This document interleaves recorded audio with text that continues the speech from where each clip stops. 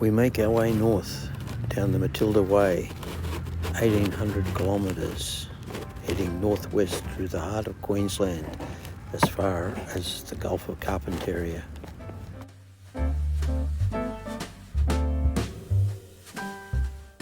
At Nyngan Roadhouse, getting fuel involved walking on water.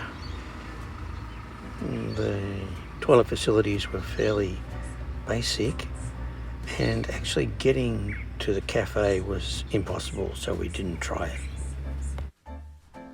Now I'm a scrubber, runner and a breaker too. I live on damper and wallaby stew. I've got a big cattle dog with staghound cross. I never saw the scrubber we couldn't toss. From Cunnamulla Man by Slim Dusty. And there are rules too about what you can and can't do in the main roundabout in town. Wyandra was once a major stop for the steam engines to take on water on the main North Line. What's happening there now is just a tourist trap, with even the local post office getting in. We share the road with road trains and nature's animals, not to mention a large number of caravans. We spent a little time in Charleville, and interestingly at the railway station we discovered the Bilby Experience. Here, in some disused railway offices, the Bilbies frolic around under infrared lights, amusing the punters and putting forward their case for conservation. Donations kindly accepted.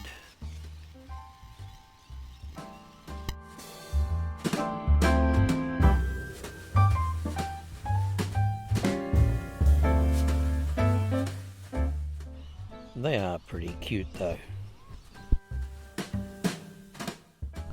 We spent the evening walking down beside the Warrego River as the lights came on, guiding us down the path. It was a lovely walk. We came across a native canoe tree and a very large snake up a tree.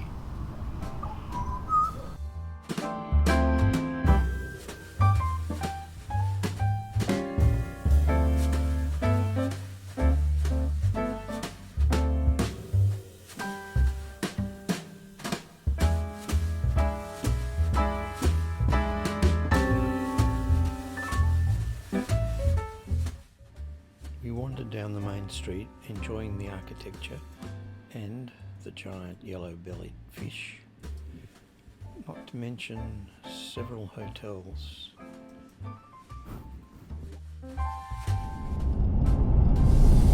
Out on the road, the horizon is just 360 degrees of straight line. In Tambo, we enjoyed a coffee, admired the local artwork, and purchased some excellent sausages and a Tambo teddy for our upcoming grandchild.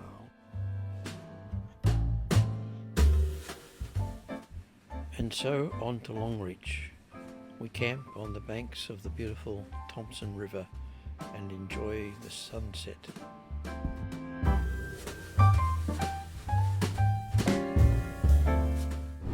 The campground itself was a little bedraggled, having been flooded in up until the morning we got there. Longreach is the home of the Australian Stockmen's Hall of Fame. The purpose of this centre is to showcase the history and culture of life in rural Australia.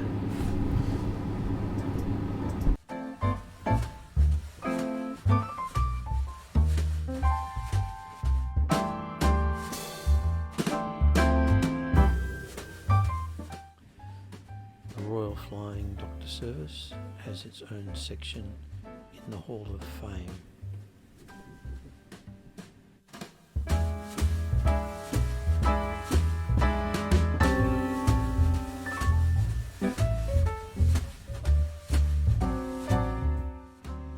At the back there are displays of horsemanship and working sheep with dogs.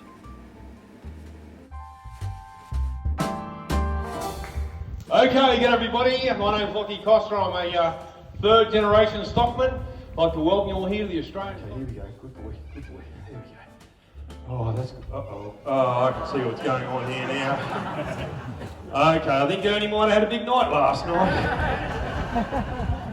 Probably down at RSL club again, I'd say. Listen, I'll just get the whip. I'll just make a bit of noise up here now. This will get him up. Here we go.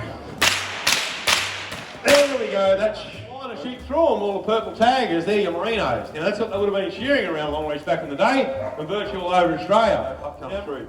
They're down in Cuthbertson every year. They have a show on sale down there and have an auction. And last year, the top dog at auction smashed the record. Black and tan 2-year-old dog made a bit over $30,000 for the one dog. Hell of a lot of money.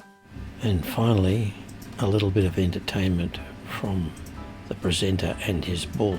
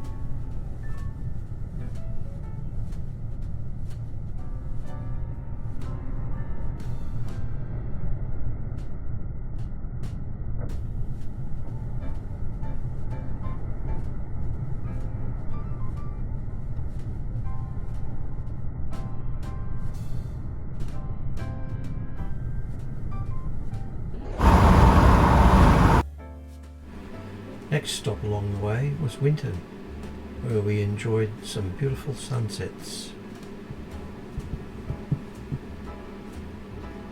Visited the local railway station.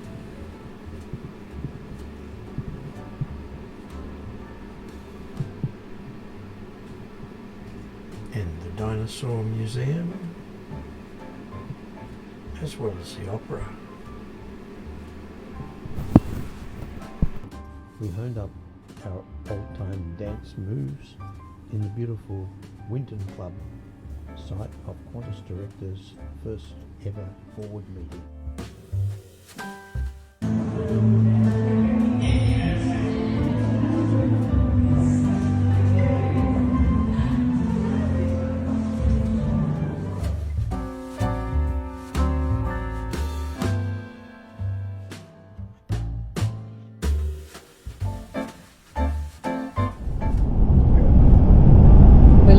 This morning, and we're making our way to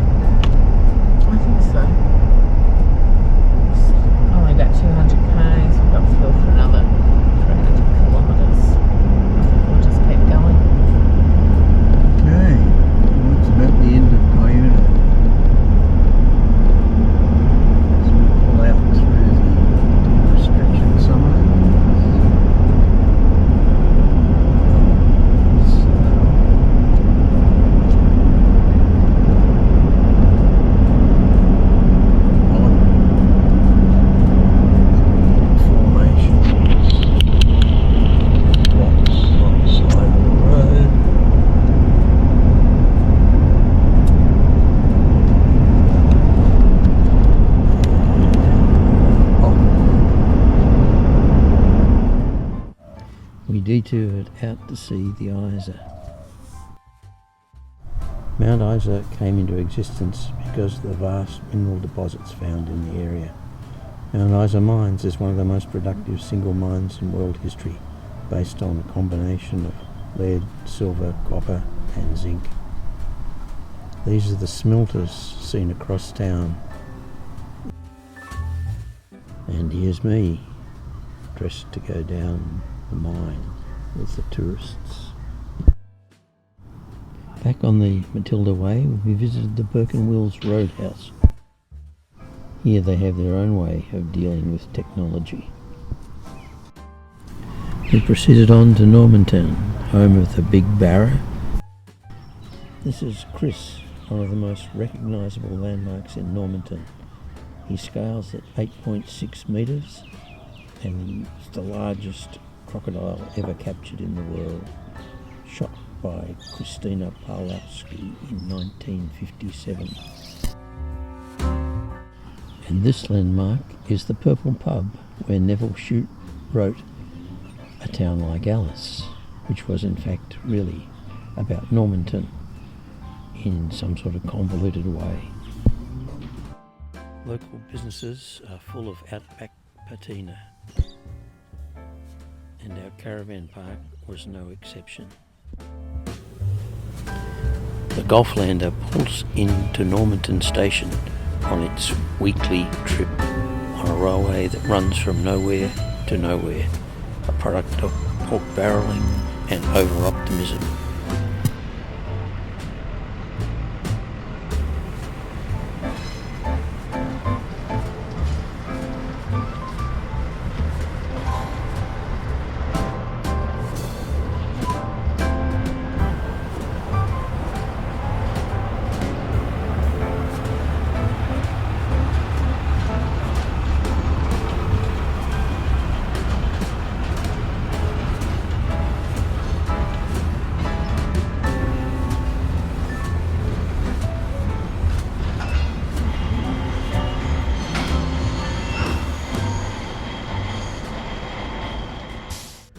Okay, it's the driver's view out the windscreen of the Gardner diesel that pulls the Golflander. That's the engine under the cover on the right there. The interior is quite nicely restored. It's not overly been tizzied up, just cleaned up and brushed up. And these are the controls. Pretty basic stuff, but basically like a truck.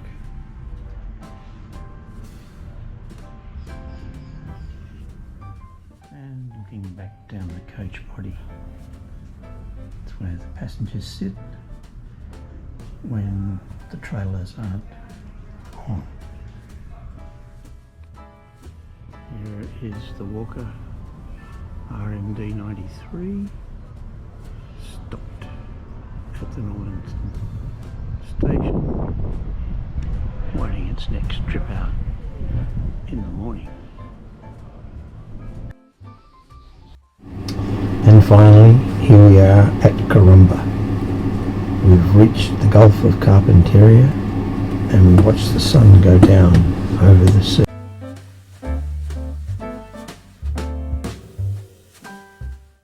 The sunset just gets more and more brilliant the further the sun sinks below the horizon.